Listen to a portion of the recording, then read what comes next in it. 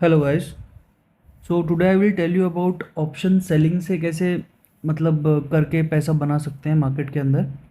Option selling करके majorly हम बात करेंगे मार्केट ट्रेंड्स के बारे में एंड कैसे हम ट्रेंड्स को कैच करके ऑप्शन सेलिंग के थ्रू पैसा बना सकते हैं। मतलब एक स्प्रेड कैसे बनाते हैं उसके बारे में बताऊंगा। नेकेड पोजीशन मैं भी क्रिएट नहीं करता और मैं आपको भी रिकमेंड करता हूँ कि नेकेड पोजीशन कभी भी क्रिएट मत करना। रीज़न रीज़न ये है कि आप तो उसको लॉन्गर टाइम पीरियड के लिए आप उसको होल्ड भी नहीं कर पाओगे एंड आप हमेशा डरते रहोगे क्योंकि आपकी नेकेड पोजीशन देखिए कि अगेंस्ट में जाएगी तो आपका अनलिमिटेड लॉस हो सकता है। अगर आप बाय कर रहे हो तो जितना प्रीमियम पे किया है उतना आपका लॉस हो सकता है। बट एक आप स्प्रेड के थ्रू अगर ट्रेड करते हैं, स्प्रेड क्या होता है वो मैं पहले आपको बताता हूँ। अगर आप इसके स्प्रेड के थ्रू ट्रेड करते हैं तो आपको पता है कि आपका जो रिस्क है वो भी लिमिटेड है एंड जो आपका रिवॉर्ड है वो भी लिमिटेड है। ठीक है, दोनों चीज़ आपकी लिमिटेड है। तो इसमें मैं आपको बताता हूँ कि कैसे काम होता है स्प्रेड्स में। मतलब कैसे काम किया जाता है। जैसे स्प्रेड्स जो होते हैं वो भी कई तरीके के होते हैं। जैसे कुछ मैं अगर नाम लूँ तो बुल कॉल स्प्रेड होता है, बुल पुट स्प्रेड होता है ना। इन सब के नाम पे जाने की कोई भी ज़रूरत नहीं है। अब एक चीज़ जो ऑप्शन सेलिंग और ऑप्शन बाइंग दोनों में बहुत इंपॉर्टेंट है उसको बोलते हैं हम इंडिया विक्स। जो इंडिया विक्स है वो काफ़ी इंपॉर्टेंट चीज़ होती है। जो इंडिया विक्स का लोअर लेवल्स होते हैं 10 से लेके 12 तक, ये लोअर लेवल्स होते हैं। ठीक है, मैं आगे बताऊंगा क्या यूज़ है, आप ये पहले चीज़ ध्यान में रखना। जो मिड लेवल्स होते हैं वो होते हैं 13 से लेके आपके 18 तक। ठीक है, 13 से लेके 18 तक। एंड हाई जो विक्स एरिया होता है वो होता है आपका 19 से लेके 23 तक का। तो ये इंडिया विक्स के लेवल्स हैं। अब आप ऐसे ही एक शीट बनाना, टेबल बनाना। जब भी विक्स लो होता है, अब लो कौन सा विक्स है, जब भी लो विक्स होता है 10 से 12 के बीच में, then you will always try to make strategy which are debit. Debit strategies क्या होती है मैं बताता हूँ आपको। डेबिट स्ट्रेटजीज वो होती हैं जो कि ऑप्शन बाइंग से रिलेटेड होती हैं। ऑप्शन बाइंग से रिलेटेड होती हैं। ऑप्शन बाइंग से रिलेटेड मतलब मान लो आपका व्यू जो है मार्केट को लेके, मार्केट ऊपर जाएगा तो अगर आप नॉर्मली पुट सेल कर देते तो आपका नीचे की तरफ में रिस्क बहुत ज़्यादा होता और मोस्ट प्रोबेबली आपके स्टॉप लॉस हिट होने के चांसेस बहुत ज़्यादा थे। क्योंकि आपको अगर आप पुट सेल करते हैं तो आपने अगर आप 30 रुपये की पुट सेल करिए तो आपका मैक्सिमम प्रॉफिट कितना होगा, 30 रुपये। क्रेडिट आपको जो रिसीव होगा वो 30 रुपये का रिसीव होगा। ठीक है, इसी के अगर इसी तरीके से आप एक कॉल बाय कर लेते, मान लो आपने एक 30 रुपये की कॉल बाय कर ली है। अगर मार्केट ऊपर नहीं जाता यहाँ से जिस लेवल पे आपने बाय करी है, जैसे आपने मान लो 19,300 की कॉल बाय कर ली है। ठीक है, 30 रुपये की चल रही है, आपने बाय कर लिया वो। अगर मार्केट वहाँ से ऊपर नहीं गया, बल्कि अगर एक्सपायर ही होना चाहिए, उससे 30 पॉइंट ऊपर ही एक्सपायर होना चाहिए मार्केट, 19,330 के ऊपर अगर एक्सपायर होगा तभी आपको जाके कुछ मिलेगा। नहीं तो अगर 19,300 पे एट द मनी पे भी अगर एक्सपायर हुआ तब भी आपको ज़ीरो मिलना है, ये 30 रुपये पूरे ज़ीरो हो जाएंगे। ठीक है, तो इस तरीके से मैं बता रहा हूँ आपको। तो अगर आपने एक स्प्रेड बनाना है इसका तो वो कैसे बनेगा, तो वो मैं बताता हूँ। अगर आपका जो कॉल है, मतलब आपका जो व्यू है, वो आपको लग रहा है मार्केट ऊपर की तरफ जाएगा। ठीक है, तो आपने उस हिसाब से एक कॉल बाय कर लिया। जैसे मार्केट स्पॉट, एक एग्जांपल लेंगे अपने स्पॉट का। स्पॉट चल रहा है 19,500 का। ठीक है, फॉर एग्जांपल आपको लग रहा है मार्केट ऊपर जाएगा तो आप क्या कर सकते हैं, एक कॉल बाय कर सकते हैं। अब आप पूछो कॉल कौन सी बाय करनी है। कॉल आप एट द मनी भी कर सकते हो, इन द मनी में भी कर सकते हो। वो इंपॉर्टेंट नहीं कॉल कौन सी बाय करनी है, इंपॉर्टेंट वो है कि कॉल जो भी आप बाय कर रहे हो, मान लो आपने 50 रुपये की एक कॉल बाय करी। ठीक है, तो उसके अगेंस्ट में एक स्प्रेड बनाने के लिए आप एक कॉल बेचोगे भी, कॉल शॉर्ट भी करोगे। ये कॉल बाय करनी है, ये कॉल शॉर्ट करनी है। ठीक है, तो जो भी आप कॉल शॉर्ट कर रहे हो वो इससे ज़्यादा की नहीं होनी चाहिए, बल्कि इससे कम ही होनी चाहिए। अगर वो ये आप 50 की कर रहे हो तो वो लगभग 25 की या 30 की होनी चाहिए। तो आप जो है नेट में रहने चाहिए डेबिट में। इसका जो रीज़न है वो मैं आपको बताता हूँ क्यों है। क्योंकि आपका विक्स ऑलरेडी बहुत कम है, आपका विक्स ऑलरेडी 10 से 12 के आसपास चल रहा है। तो we are expecting volatility to increase, यहाँ से हम सोच रहे हैं कि वॉलेटिलिटी इंक्रीज होगी। और आपको पता अगर वॉलेटिलिटी इंक्रीज होती है तो हमारे जो प्रीमियम्स हैं वो भी क्या होते हैं, इंक्रीज होते हैं। तो अगर प्रीमियम इंक्रीज होगी तो हमें ऑप्शन बाइंग में फ़ायदा होगा कि ऑप्शन सेलिंग में फ़ायदा होगा। ऑब्वियसली हमें जो ये वाली ट्रेड है इसमें फ़ायदा होगा, ठीक है। अगर हमने बाय किया है कोई चीज़ उसमें फ़ायदा होगा और प्रीमियम बढ़ेगा, तो अगर बढ़ रहा है तो सेलिंग में नुकसान होगा ना हमें। तो हमने ये मान लो अगर ये हमने बाय किया है देन ये सेल किया तो हमें इसमें बहुत अच्छा प्रॉफिट होगा वॉलेटिलिटी इंक्रीज होने पे।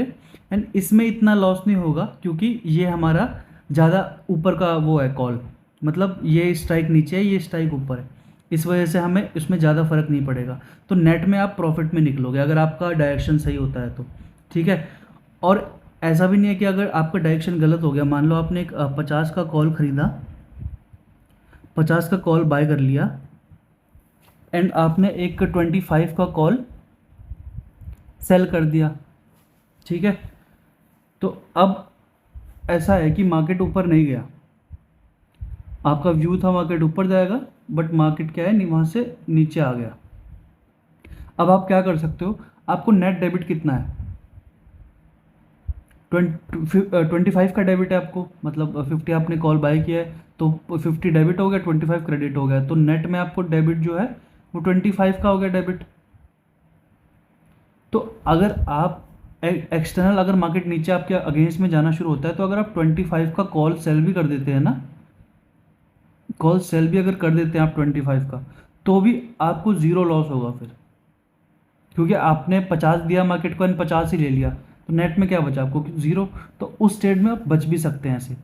और अगर आपने विक्स कम होने पर डायरेक्टली सेल कर देते हैं आप, तो अगर आपके अगेंस्ट में जाता है तो आप उसको संभाल नहीं पाते, मतलब एडजस्टमेंट्स हैं करने के लिए बट आप एडजस्ट कर नहीं पाते। जो बिगनर होता है या फिर जो मिड लेवल पे होता है, वो इंटरमीडिएट लेवल पे होता है, वो कर नहीं पाता एडजस्टमेंट्स, और एडजस्टमेंट्स करनी चाहिए भी नहीं है। अगर आपने नेकेड सेल पोजीशन करी है तो आपको काफ़ी दिक्कतें उठानी पड़ सकती है, तो आपको एडजस्टमेंट्स करने भी नहीं चाहिए, ठीक है। तो ऐसे कुछ एग्जांपल है, सेम ही आप अगर मैंने कॉल का एग्जांपल दिया सेम आप पुट में लेके चल सकते हैं। मतलब आप अगर नेट डेबिट में रहोगे तो जिस चीज़ से आपको वॉलेटिलिटी इंक्रीज होने पे फ़ायदा होगा वो चीज़ आप इसमें अप्लाई कर सकते हो। अब अपन चलते हैं मिड लेवल पे, ठीक है। जब वॉलेटिलिटी मिड लेवल पे हो आपकी, अगर वॉलेटिलिटी आपकी मिड लेवल पे है, मिड लेवल पे आपकी वॉलेटिलिटी है जो कि होती है 13 से 18 के बीच में, तो इसमें आप क्या एक्सपेक्ट कर रहे हो कि मार्केट यहाँ से मतलब जो वॉलेटिलिटी यहाँ से ऊपर भी जा सकती है और नीचे भी जा सकती है, अपन को तो पता नहीं ना कहाँ जाएगी। तो इसमें अपन जो डिप्लॉय करेंगे स्ट्रेटजीज, वो कोई भी स्ट्रेटजी डिप्लॉय कर सकते हैं, ठीक है। इसका मतलब क्या हुआ, इसका मतलब ये हुआ अगर आपको कैलेंडर स्प्रेड डिप्लॉय करना है। कैलेंडर स्प्रेड क्या होता है, कैलेंडर स्प्रेड भी कई तरह के होते हैं, बैलेंस्ड होते हैं, रेशियो भी स्प्रेड्स होते हैं, कई तरह के कैलेंडर स्प्रेड्स होते हैं। तो जो आप डिप्लॉय कर सकते हो वो थोड़ा सा डेबिट में, ठीक है, थोड़ा सा डेबिट, या फिर अगर आप जो मैं रिकमेंड करता हूँ वो सेम होता है। जैसे आपको कैलेंडर स्प्रेड बनाना है एक, तो आपने एक कॉल सेल, जैसे आपकी एक्सपायरी है, एक है 5 तारीख की एंड एक है 15 तारीख की, फॉर एग्जांपल बात हो रहा है, सब ये थियोरेटिकल बेस है, एक 5 तारीख की एक 15 तारीख की एक्सपायरी है, ठीक है। तो आपने मान लो एक कैलेंडर बनाया है, अभी मार्केट चल रहा है 19,500, 19,500 मार्केट चल रहा है, तो आपने एक 19,800 का कॉल सेल कर दिया, कौन सी एक्सपायरी का, 5 एक्सपायरी का, जो 5 तारीख को एक्सपायरी है उसका, एंड आपने एक 19,000 का पुट सेल कर दिया, कौन सी एक्सपायरी का, 5 वाली एक्सपायरी का। एंड आपको इसको हेज करना है, आपको हेज करना है। तो ये मान लो आपने ये प्रीमियम ये किया आपने 50 रुपये का सेल एंड ये भी आपने 48 रुपीज़, मतलब सेम लगभग सेल करने हैं आपको, तो 48 का ये भी सेल कर दिया आपने, ठीक है। एंड आपको अब आना है 15 वाली एक्सपायरी में। सेम का अगर आप बाय करते हो नॉर्मल, मतलब आपने एक बाय कर लिया 19,900 का या फिर 850 का एक कॉल बाय कर लिया, जो कि चल रहा था 52 पे, ठीक है। एंड जो पुट आपने बाय किया वो क्या 18,950 का, वो चल रहा होगा मान लो आपका 50 पे, कुछ भी ऐसा चल सकता है, ठीक है। तो वो आपने बाय कर लिया, ये दोनों आपने बाय कर लिया, किसका, ये इंपॉर्टेंट है, 15 का, 15 वाली एक्सपायरी का ये बाय करना है आपको, ठीक है।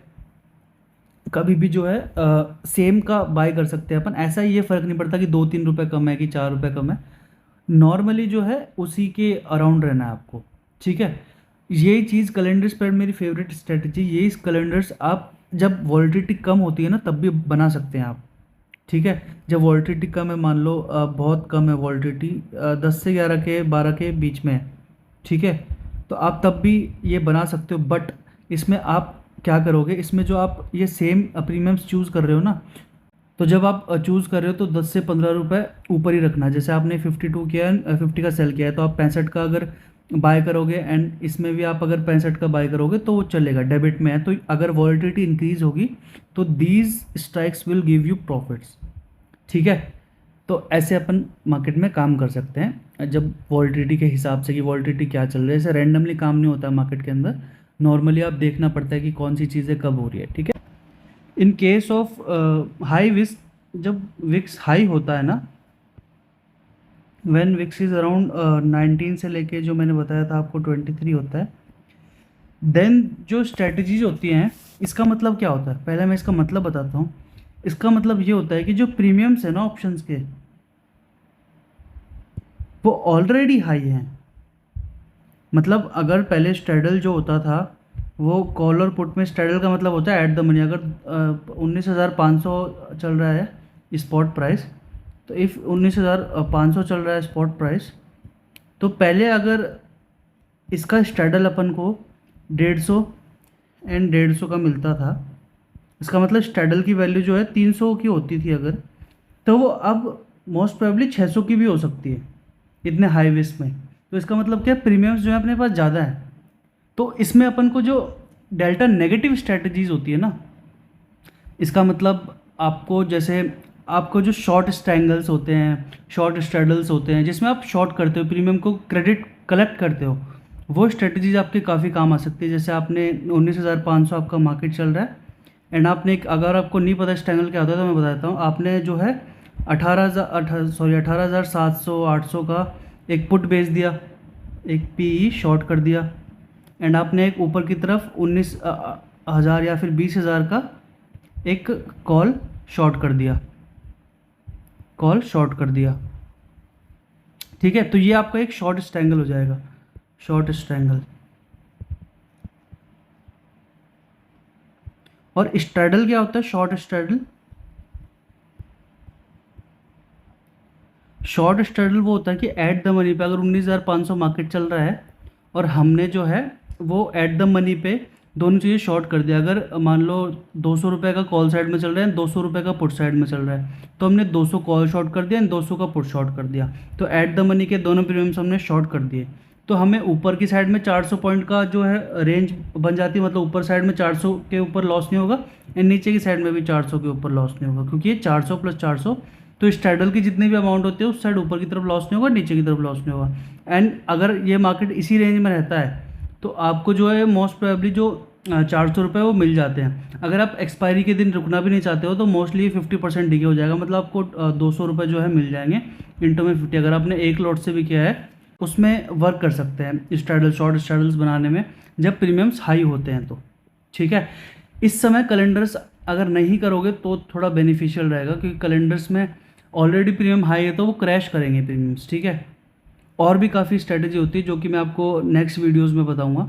अगर आपने अभी तक मेरा फेसबुक या फिर यूट्यूब चैनल सब्सक्राइब नहीं किया तो सब्सक्राइब कर लीजिए, लाइक कर देना और शेयर कर देना, जिसको भी नीड है इस चीज़ की तो उसको शेयर कर देना, कि इजीली अगर कोई वर्किंग पर्सन भी है ना, ये बहुत अच्छी चीज़ है, वर्किंग पर्सन के लिए भी बहुत अच्छी चीज़ है कि ये स्ट्रेटजीज़ बेस्ड काम, वर्किंग पर्सन के लिए अगर स्ट्रेटजीज़ बेस्ड काम अगर वो करना चाहे तो वो कर सकता है, ठीक है।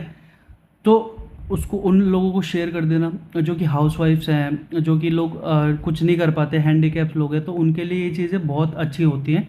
तो उनको आप शेयर करेंगे तो उनको ये स्ट्रेटजीज़ मैं बता सकता हूँ कि ईज़ी, अगर उनके पास पैसा है तो कैसी स्ट्रेटजी डिप्लॉय कर सकते हैं मार्केट से पैसा बनाने के लिए। ठीक है, थैंक यू।